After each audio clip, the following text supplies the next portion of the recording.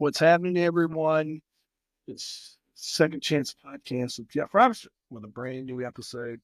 Excited, like I always am. Enthused. Liam Naden is going to be up next on our Second Chance Podcast. Liam was phoning in from his yacht in Italy, and so the video is hoping it's going to clean up well. There's a little pause sometimes, but just know that some of the technical difficulties is the internet connection from where he's at. But amazing conversation, more brain work, more of that stuff that is really, really out there, just really helps us reframe our thoughts and reframe our brain into our mindset and just a different way of thinking. And a few years ago, I kind of sat down and just said, listen, we'll stop chasing it and I'm going to start seeing what life sends me. And it has absolutely paid off dividends. So you're going to hear that in Liam's podcast and him talking about his strategies and things that he does to help his clients. So let me know what you think. Thank you for liking, sharing, commenting. Any feedback? My audio sometimes is bad. I've had some working on some different mics and testing some different things. So don't listen. Be nice about it. You got to hurt my feelings. But if there's something that I need to be doing, you're like, this guy drives me nuts because he's not doing this or he overdoes this. Be like my wife and just shoot me a message. And you can find me on Instagram. You can email me.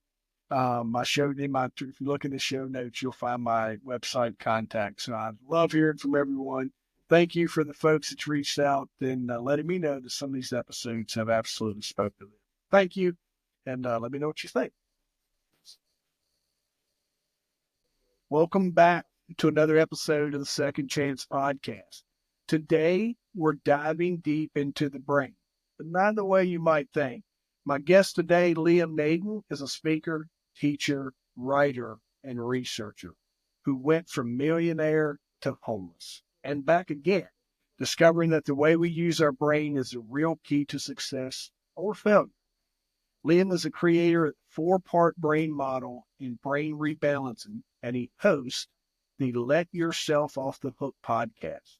His message? Success is natural and problems are not. If you know how to use your brain the right way, we're going to unpack that. Talk about how he turned his life around and explore the cutting edge ideas he's working on, including this upcoming book, Let Yourself Off the Hook. So if you've ever felt stuck, overwhelmed, or like success is out of reach, this episode's for you. Let's get into it with Liam Naden. Liam, welcome to the show. Thank you very much, Jeff. Great to be here. Thanks for having me on. Absolutely. Man, you've been on both sides of the financial spectrum, from millionaire to homeless. What was the moment you realized the way you were using your brain was the key to turning things around? Well, actually, it was part of the whole experience, because if anyone's been homeless, you'll know it's not just about losing your stuff. It's about losing your identity, really, and the meaning you give to life. And it all really happened when, I'd become a successful multimillionaire. And on this particular day, I can recall actually where I was just putting the finishing touches on my dream home. It had always been my dream to have a magnificent home exactly the way I wanted it.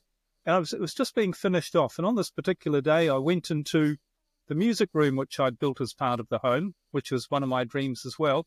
And I remember sitting down and thinking, this is amazing. I've reached all my goals. I am super successful. I've made it. Everything I've dreamt about, pretty much, I've achieved. I've got this amazing home. I've got a couple of businesses that are giving me income. I've got all this freedom. I've got all this. I'm doing anything I want to do. But, instead of feeling grateful, instead of feeling really happy and excited and like, wow, this is amazing, I felt absolutely terrible, completely and utterly miserable. And I remember thinking, why is this? And it was because I still had a ton of problems in my life. I still had a lot of things that were going wrong. I still had all of these challenges and, things that, like, my marriage wasn't going too well, but even in my businesses, they weren't going going great either, even though on the outside I was really successful. And I remember saying to myself, if I'm really honest, I'd rather lose everything I have. I'd rather throw all of this away than lose my soul, because that's what it really felt like. It felt like my life force energy, if you like, was being drained out of me by stress and problems, even though I had so much I could have been grateful for. Well, as they say, you have to be careful what you wish for, because literally within weeks, that is what happened. I lost everything. The home, the beautiful home and the music room, the marriage, my businesses, it all just went. And I ended up having to move in with my elderly mother and sleep on the sofa in the living room in her small apartment, which was as you could imagine, a huge change. And Yeah. it wasn't just, as I said earlier, losing everything. It was like this, I felt so low. This was the real bottom of my life, if you like, because I didn't know what on earth was going on. And in fact, two questions kept coming up to me all the time as I was lying on the sofa trying to get comfortable, which wasn't easy. And those questions were, number one, why has this happened to me? And I think often we have events in our life, setbacks, big setbacks, and they're really confusing. We don't know why they've happened, because I thought I was a good person. I hadn't done anything dishonest. This wasn't, I wasn't some crazy guy had a shady business and, been caught up with or anything like that. I'd worked really hard for years, for decades, literally, because I was in my mid-40s when all this happened. So I'd worked really hard and I thought I was honest.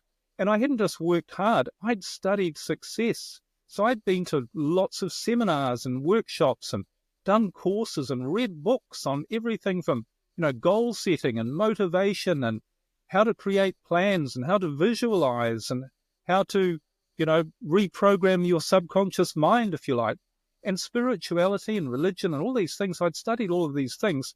So I was an expert on what it took to be successful. If someone had said to me, Liam, give a speech on success, I could stand up there and I could quote all the gurus and, say all the right things about having your goals and all these things. But I thought, all of this information hasn't helped me. This wasn't on my goals list to lose everything, but why has it happened? If I'm such an expert, if I know how to create success in life, how come I've ended up in this situation? So that was the first question. Why has this happened to me?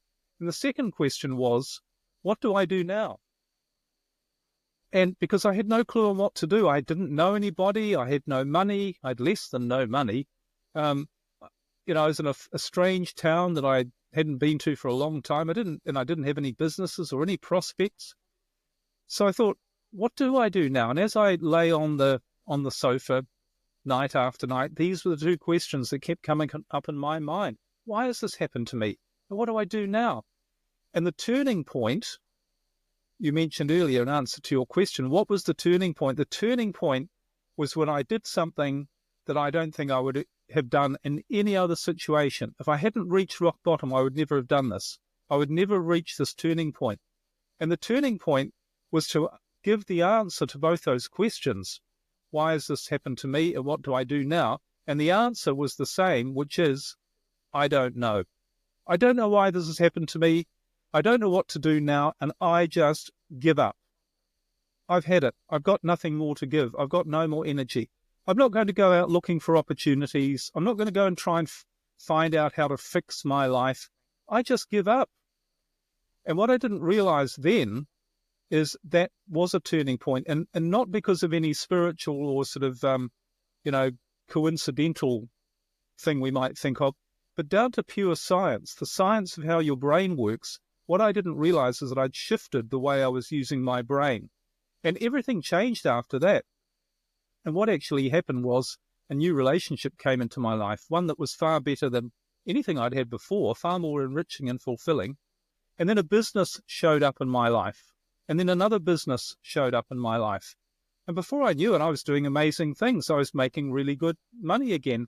And it was giving me the freedom to travel and do things that I wanted. It wasn't long before I bought a new yacht in Europe and sailed around Europe for 8 years, visiting 15 different countries while managing my businesses.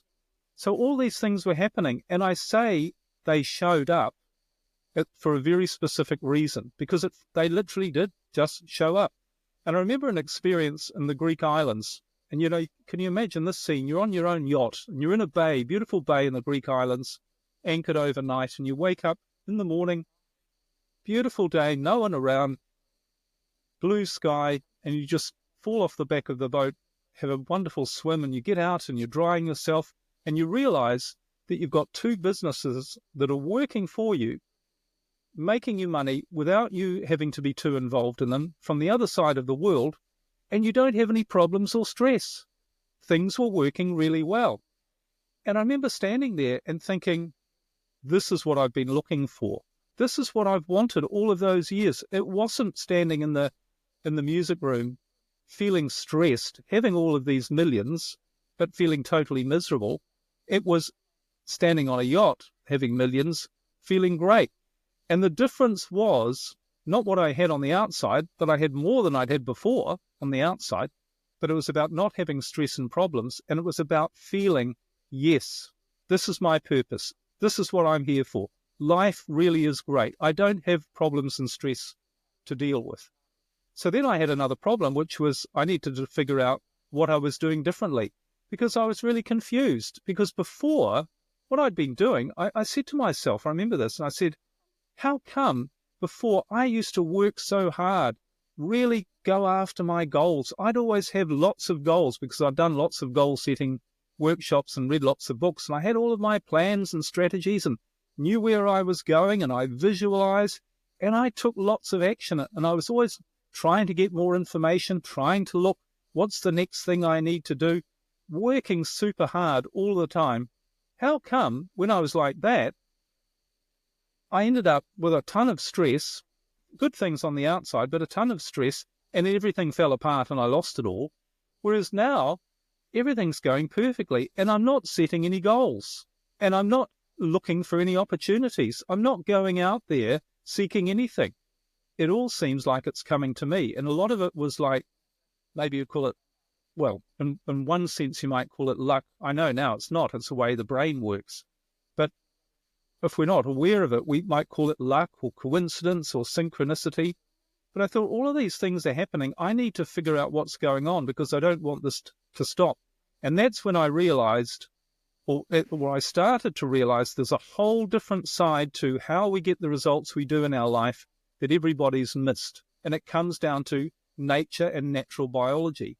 And that's what really took me down the rabbit hole to research all of this about how we create the results we want in our life, how it's all to do with how our brain works. And of course, that's what I'm doing now. That's why we're here. Yeah. Did you mentioned that relationship that came in? Did that relationship that came into your life that helped you do this discovery, or was there an aha moment where you're like, "Oh, this is what I've been missing," or what does that look like? Yeah, well, it's certainly a significant part of it, and I do a lot of marriage and relationship coaching. Still, it's a big part of my business, particularly helping people who are in real, crisis with their marriage, and so. I did develop, fortunately, through a good relationship that I have as well, this realization that how critically important a great relationship is to your overall success. Because of course, as I often say, you can have everything in the world, but if you have an unhappy relationship, you're going to be unhappy. But you can have nothing in the world, but if you've got a great relationship, you'll be happy. You're absolutely right.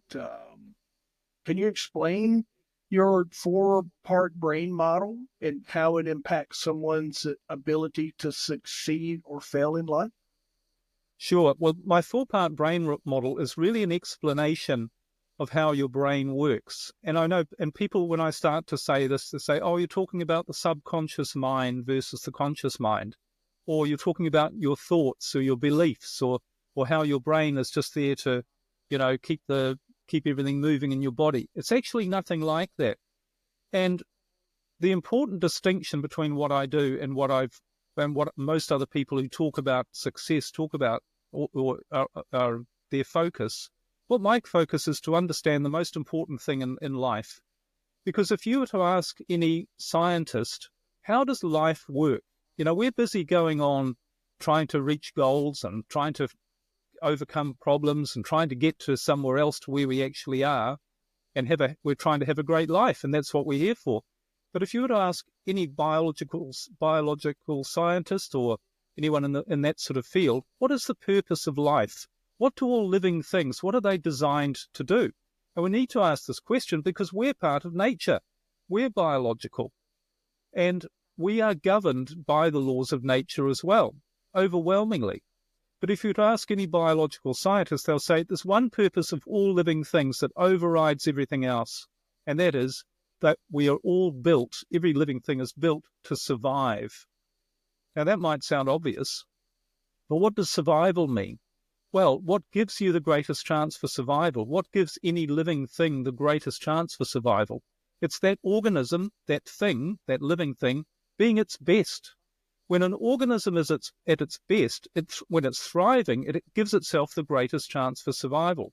So on a biological level, our purpose is to thrive, every living thing is to be the best that it can be so that it has the greatest chance for survival. And this is so important to realize. I've never really thought about how nature rules everything, but if people doubt it, if they think they can actually overcome the laws of nature, imagine standing on a 10-story building and saying to yourself, when I step off here, I'm going to go up into the air. Now you can pray, you can meditate, you can create every thought process or technique, you can try everything you like, you can write it down as a goal, you can work on changing your beliefs until you're absolutely convinced that you're going to go up in the air. But of course, when you step off, you're going to go straight down. Because the law of gravity, which is one of the laws of nature, it doesn't care about what you think or what you think you can do. It's going to override everything. And there's actually laws about how nature is designed to thrive, how nature is designed to work. And we need to go along with those. And the problem is most people are trying to fight against these natural laws because they not only don't understand them, they don't even know they exist. They don't know there are laws about success. But every biological scientist tells you that there are. Everything is wired for success. Everything is designed physically to be the best that it can be, so that it has the greatest chance for survival. And for humans, being the best that we can be is not just being as good as we can physically with whatever we've got in our body.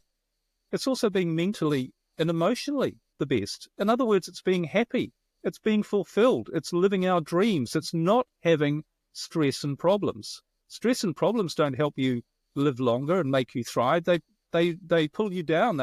As we know, they damage you.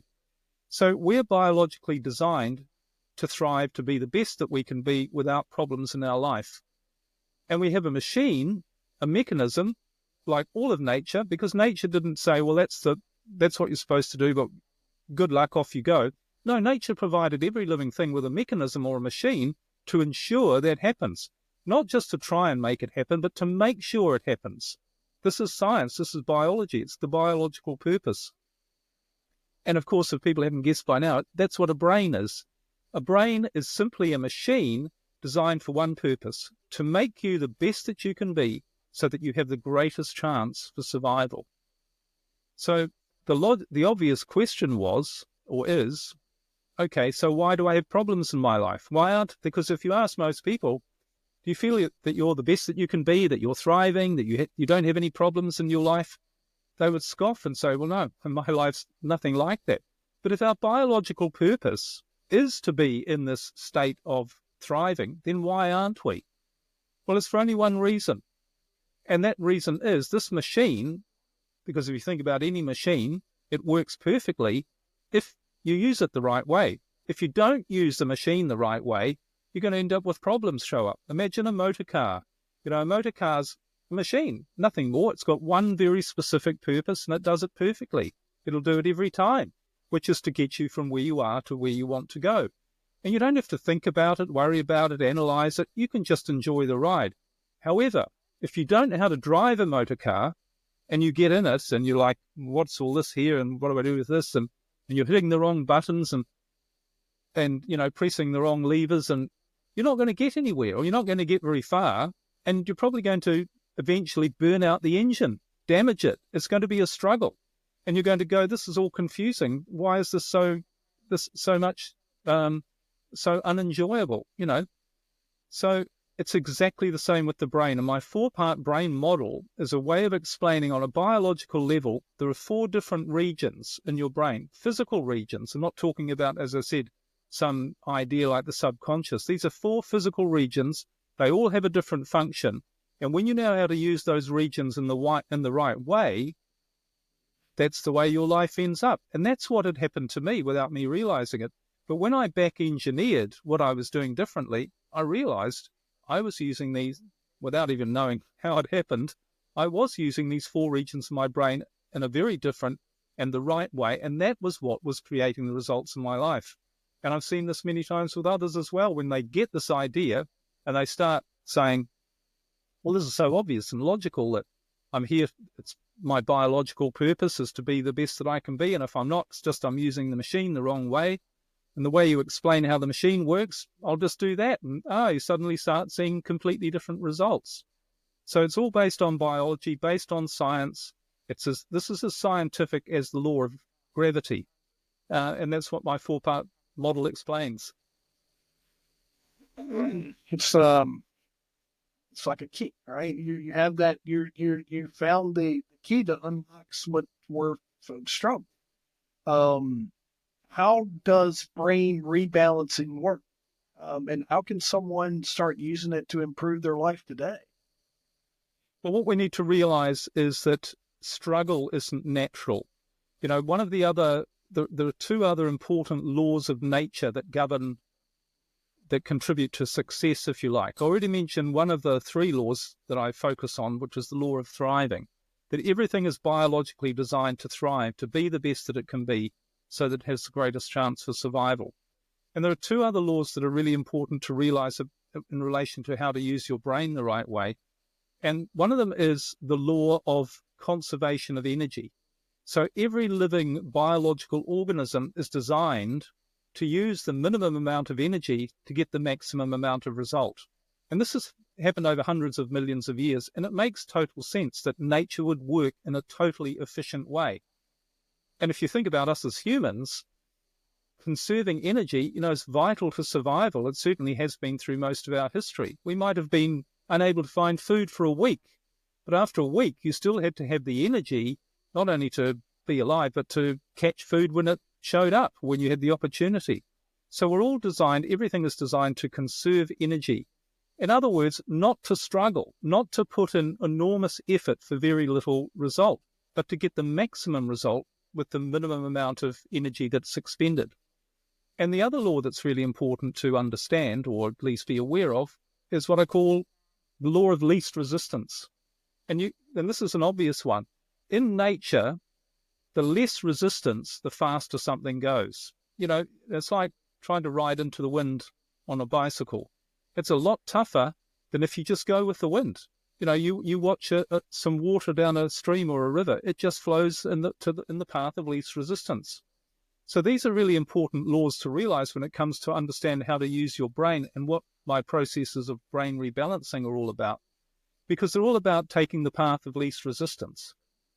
And they're all about understanding that if you struggle, if you try and force things to happen, if you try and figure stuff out and really, put all this mental energy in, what you're actually doing is you're activating the wrong part of your brain.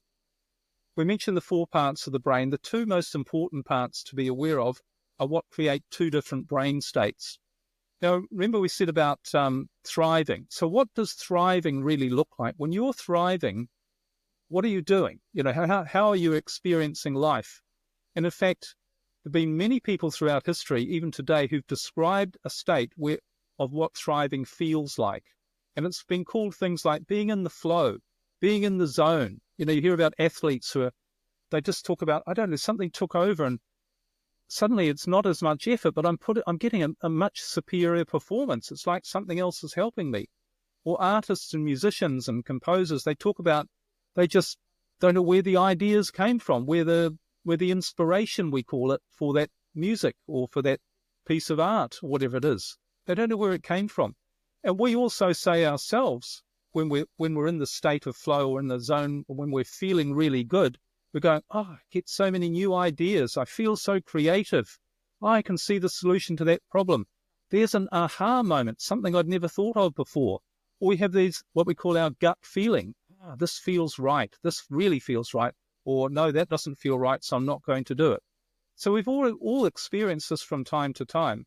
And what this experience is the activation of a part of your brain, which is right in the very center of your skull. It's centered around the pineal gland, the basal forebrain, and several other structures as well. So this is a physical thing. And when you activate this part, you become in the flow, in the zone. In other words, you become the best that you can be. You thrive.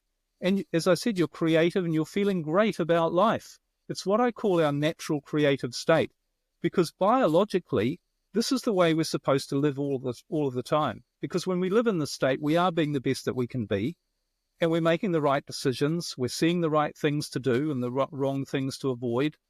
We're being creative. We're doing what we're supposed to be doing. We're feeling really motivated, inspired, and grateful and loving and all of those things. That's our natural biological state. That's the state we're supposed to exist in all of the time, because that makes us thrive. But there's another part of our brain that's the spanner in the works and stops us, because people will say, well, that sounds great, but why aren't I in that state all of the time? I'd like to be. Sounds wonderful. But why aren't I? It's because there's another part of your brain that sort of works in opposition to that. Because there's another part of your brain which has a different function, and that is to protect you on the very, very rare occasion, and these days it is very rare, that you might have a physical threat to your survival show up in your life. Now, obviously, millions of years ago when the human brain was developed, there were a lot more physical threats. There was a lion behind every rock. There was a snake in all the grass, So we had to develop a mechanism to protect us when we needed to be protected from threats and dangers. And we've sometimes called this the fight-flight mechanism. That's part of it. But what we don't realize is the fight-flight mechanism, which is a reaction to a threat or a danger. Someone comes running at you and is about to hit you, you're going to react without even thinking about it. It's a protection mechanism.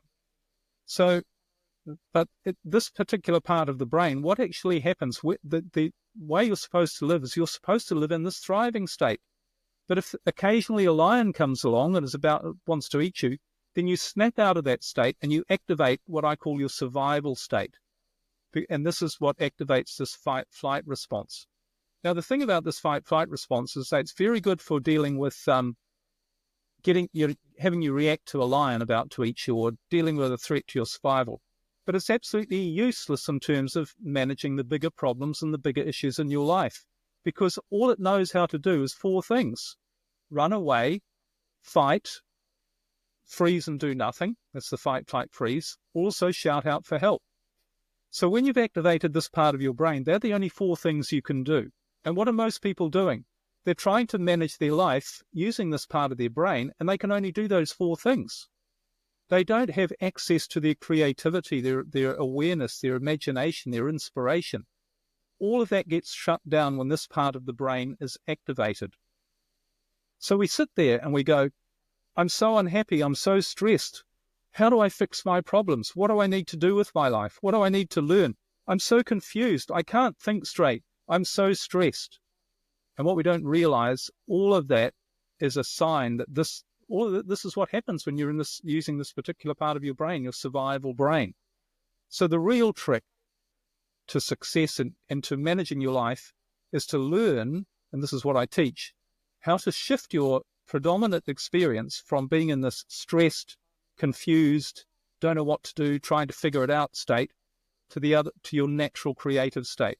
The part of your brain that will automatically bring you the right ideas, it will show you what to do. And not only that, won't just show you what to do, you'll find yourself actually doing these things. You talk about motivation, it'll be natural, you'll be in this flow. So all you need to do is understand what is triggering this survival part of your brain, which is blocking your creative part of your brain. Does that make sense? Yes. I feel like I've lived in that fight or flight space, and I've had these realization moment of these opportunities as well. And you're helping me got my brain working to where I'm like, because I did law enforcement, we did public safety, and everything you always you approach, and then that carries over into everyday life, and then you have your childhood, all these experiences that teach you to live within that fear realm of what you're talking about, Liam. And I've also had the experience of these enlightening moments of like, holy crap, well, this is so awesome. Why, and Yeah. so I think just in my own, just I'm going to insert myself, but uh, through my own journey, I think I've experienced both sides of this in a Well, small form.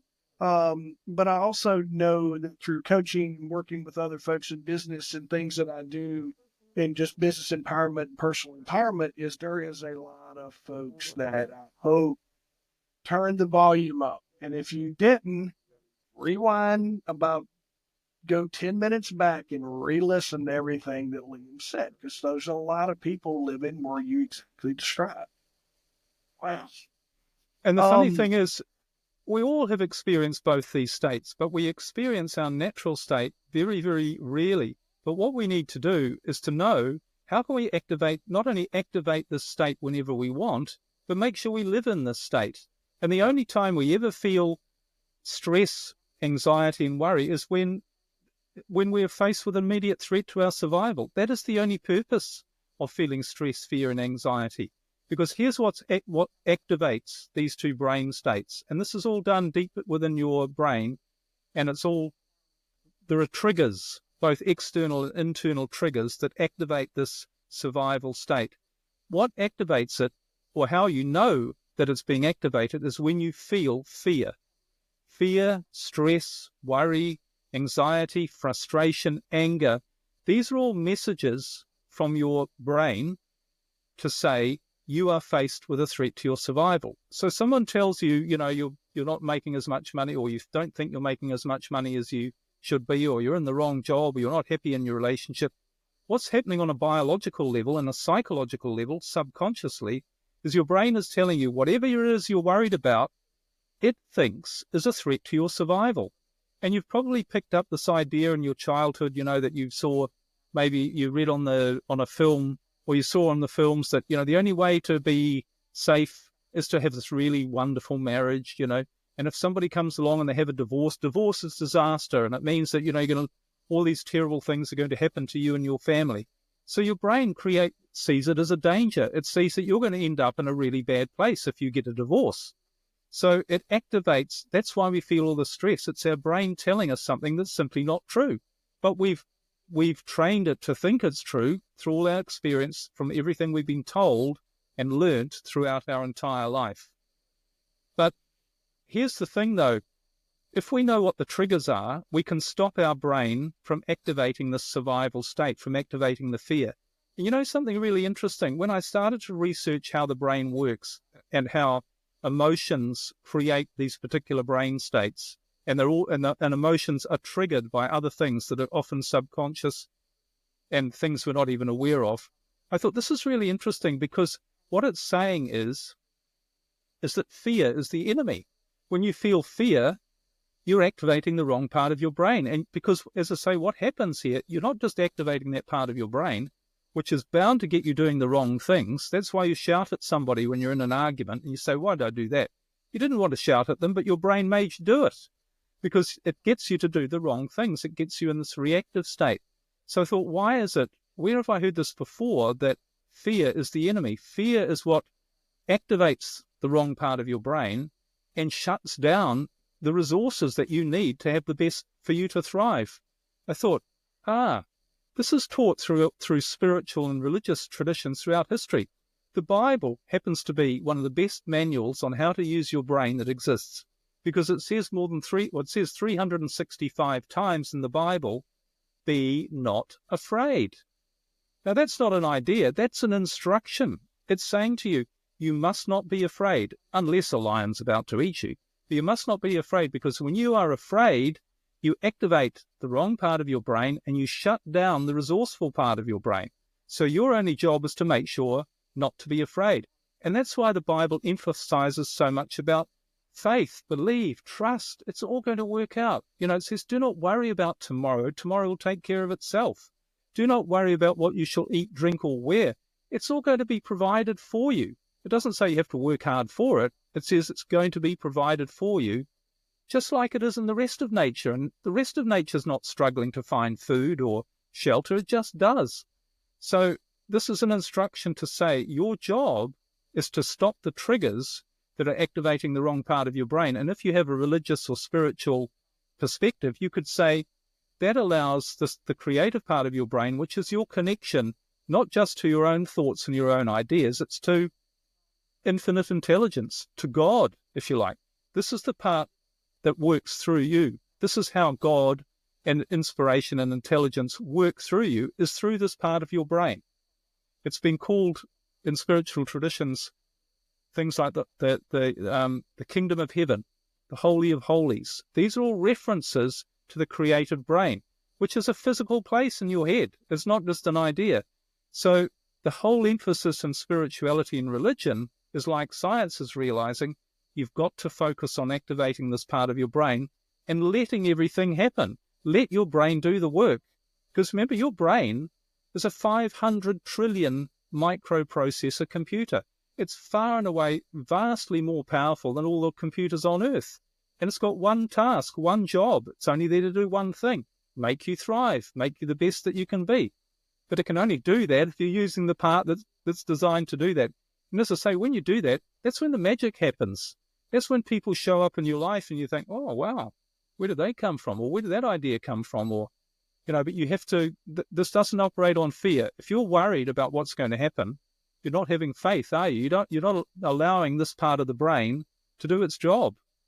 So it's simple, not necessarily easy. And this is what I teach people to do, you've got to unlearn everything we've been taught about life and who we are. And, life's a struggle and you have to work hard and your problems are good. We've heard all that. This doesn't make any biological sense, all of these things. But we've been taught all of them, and we've been taught to make life a struggle when we're not designed to struggle biologically. So speak to, if you can, the business owner that is struggling to make payroll, wakes up, their revenues are down, there's a lot of negativity inside the business. And every day there's when they pull up that app and or their sync their QuickBooks or whatever that's looking like, and they see there's not that volume, there's not that impact, and they're like, man, it's tough being a business owner. Is that what advice would you give them or to them, or if it's possible, to where you could say, hey, this is what you could do that would change that setting today? Well, it's all about understanding that you have this incredible machine that wants the best for you. And unlike what you think, it knows what's best for you. It knows how to get it for you. And here you are when you're all stressed and thinking, I need to fix this business. I need to solve all of these problems for me to be happy. That's not probably the case at all, because the part of your brain that you're using is that stress-based reactionary state that doesn't know what's best for you. And an example to really answer the question, when I was lying on the sofa in my mother's apartment with nothing, wondering what was going to go on, we all have this idea about setting goals and trying to figure out what we want and visualizing. And what causes us stress in our life is having a picture of our life about the way it should be that's different to what it is. So if we're struggling in our business, we're saying, for me to be happy, I need to fix this business. I need to get my revenues up. I need to keep my employees happy. I have all of these things that need to be fixed. And when they're all fixed, then I'm going to feel really good. Then I'm going to feel happy. But here's the thing. You don't know whether that is going to make you happy. And when I was lying on my mother's sofa, now if I'd figured out, we have this thing about goals. If I'd figured out, right, what do I need to be really happy? And I'd found some way of my brain telling me what my goals should be, if you like. And my brain had said, or I'd come up with a process and it said, Liam, what's going to make you thrive, what's going to make you the best that you can be, is you're going to meet somebody amazing and you're going to set up some online businesses and you're going to travel the world in your own yacht. You're going to go sailing around the world. And while you're doing that, you're going to be presented with all of this new information about what what success really is, about how it's biological, and how the brain is the key to understanding how to make success happen naturally. And you're going to help all sorts of frustrated entrepreneurs and business people and other people who've got all these problems in their life to see things quite differently and to make some real impact on people. You're going to be a teacher of these things, and you're going to show up with people like, you're going to meet this guy, Jeff Robertson, and you're going to be on his podcast, and you're going to share all this information. Now, if I came up with that lying on my mother's sofa in my stressful state, what would I have said? I would have said, this is insane, for two reasons. One is, there's no way I thought I could achieve that. I would have thought, how do I do that? How do I say, I've got nothing. How can I end up sailing around the world on a yacht and sailing and teaching? I don't want to be a teacher. So I wouldn't have known that I wouldn't have known how to achieve it. But the most important thing I wouldn't have known is I wouldn't have known that's what I actually wanted. So here's the thing. You don't know what you want. Everything that you've got in your life that's a struggle is a sign that you're doing something wrong. But you don't know that the best thing that might be for you is what happened to me. Best thing that happened to me. Lose everything. Start again. And instead of relying on stress and pushing and struggling, just say, I'm just going to see what shows up and I'm going to act on it. And allow that part of my brain to just bring me the stuff that it's designed to bring me. It's biologically programmed to make sure everything that's the best for me happens in my life.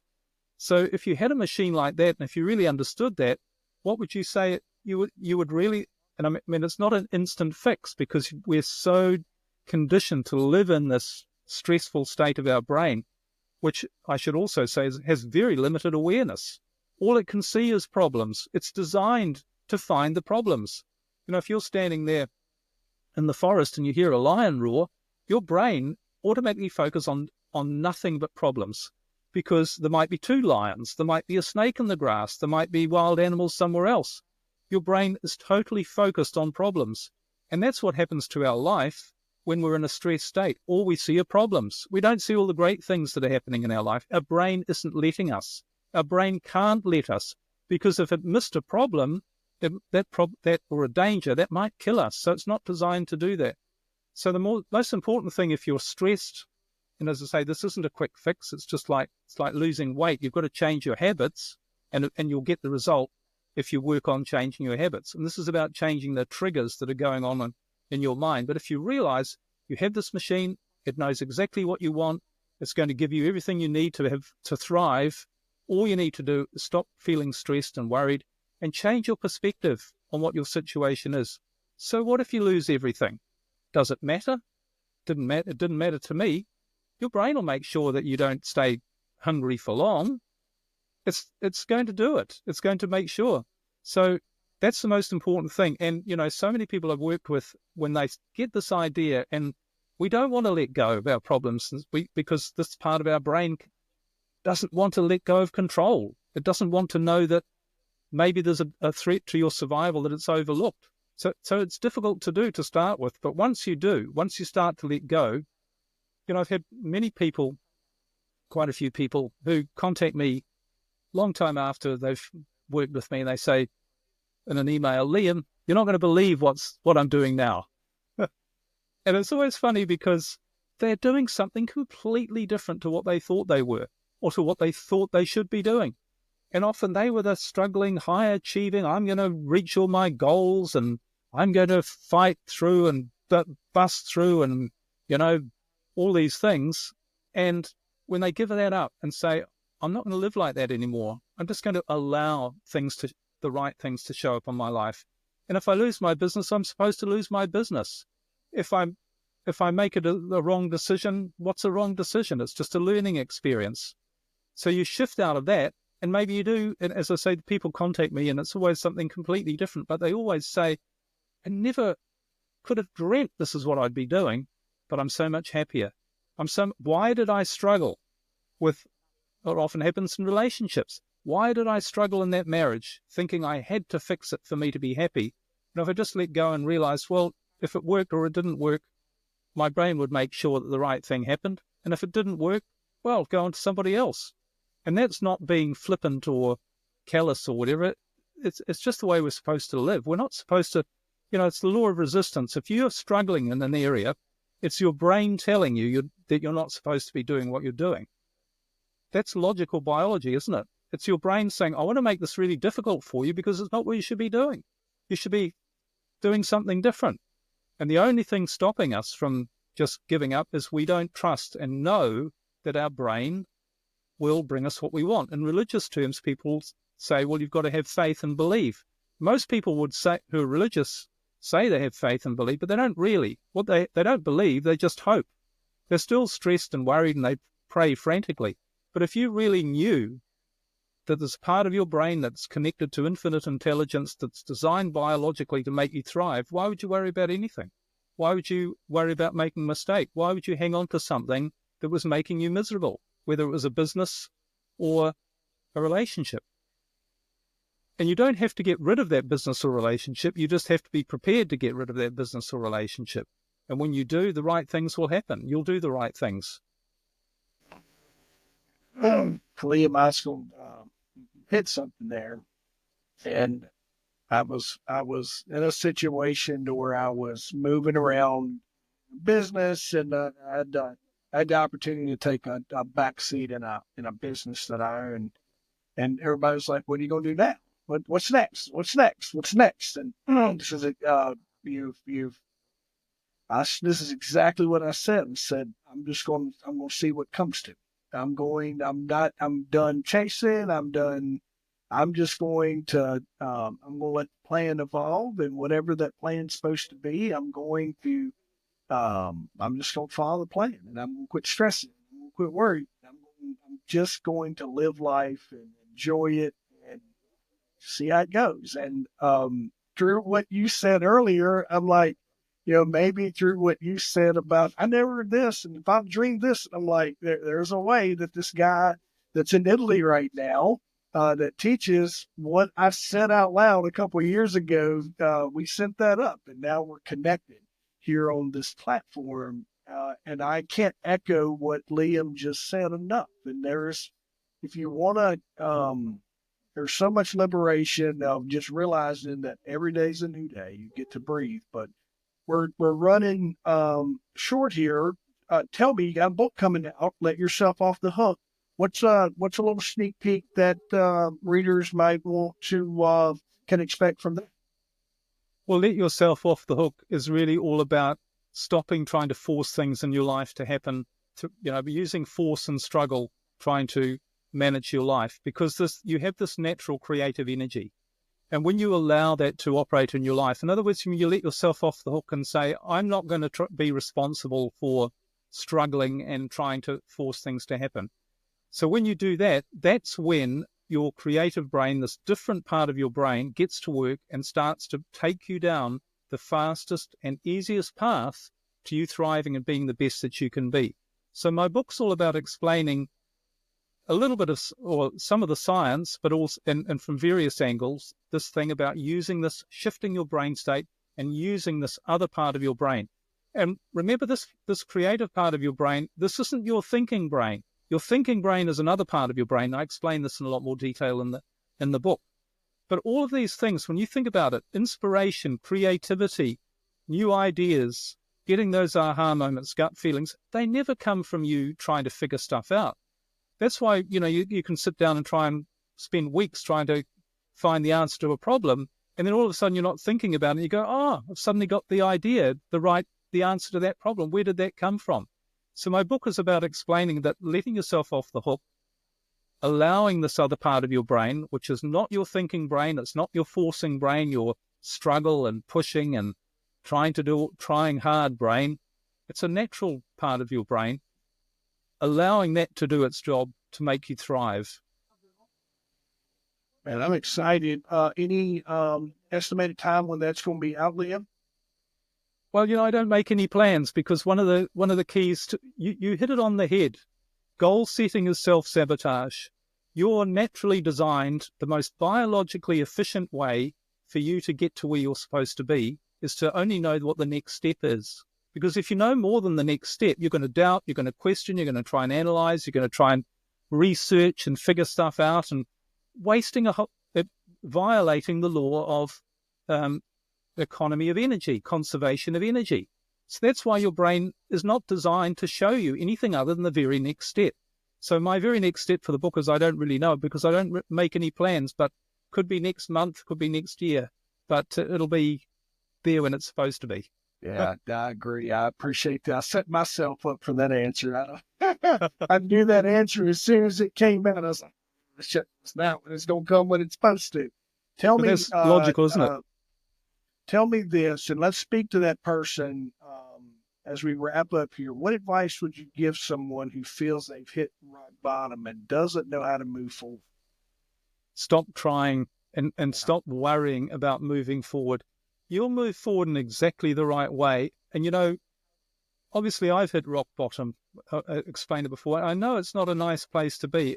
When you're going through it, it's absolutely awful. But here's the thing. What I learned, or what I discovered from that was the greatest gift that I could possibly have been given in my life, because I wouldn't be here right now. I'd still be that stressed entrepreneur trying to push success and trying to figure it all out if that hadn't happened to me, if I hadn't been forced to learn the lesson to do something a different way. So if you're really hitting rock bottom, whatever's going on in your life, instead of saying, like I used to, why is this happening to me? Say to yourself instead, why is this happening for me? What's the gift here? Because you don't know what's going to happen in the future. You don't know if maybe you're going to come along and one day people are going to say to you, you know, whatever your name is, you came out of rock bottom and you really inspired me with your story about how you hit rock bottom and now you're doing great things. And I want to thank you for what you've done for my life. That could be your story. That could be why you're experiencing what you're experiencing right now. You're experiencing all of these stress and problems, maybe because that's the only way you're going to be able to share and help other people when they go through those problems. So everything's a gift.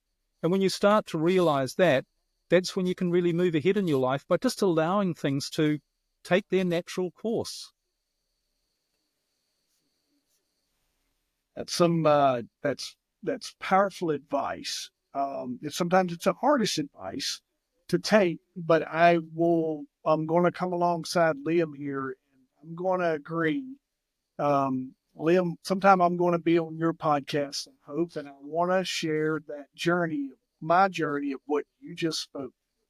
And what I learned, real quick, is sometimes when you're in those moments, is ask yourself what life's trying to teach you, and what you're trying to learn, and not be so caught up in that moment. And I got that butterfly effect story that will drive that home, and it's crazy how life comes at you like that. Real quick, tell me how folks can get in touch with you. I'll book all this in our show notes, but how can our listeners connect with you, Liam? Well, come along to my website, which is Liam Naden, just my name, LIAMNADEN, liamnaden.com. And I've got a lot of information there about how to break through all of these barriers that are holding us back. And I know what it's like when you're a frustrated entrepreneur, you know, so I've got lots of tools and ideas and methods. I've got a free mini course which is a really powerful technique you can use to get an aha moment about any problem that you're dealing with, how to use this other part of your brain at will, really. So I've got those free resources. And of course, I do coaching and one-on-one coaching as well. And I have courses to help people understand and really change the habit of a lifetime, isn't it? We've been stuck with all of this wrong stuff about life that's totally unnatural. We've made life far harder than it's supposed to be. It's not supposed to be a struggle. It's supposed to be an exciting adventure. And all you need to do is learn how to drive this machine differently, the way it's naturally designed. So it's all on my website, liamnaden.com. I'd love to hear from people. Absolutely. Make sure you take that opportunity to check that out. It's powerful stuff. I can attest that it works. It'll absolutely change your life if you'll follow some of Liam's advice that he gave us today. Thank you. Appreciate you coming on with us and helping us all learn more about what you do and just sharing the power of what you do. I can't thank you enough and appreciate you being on here.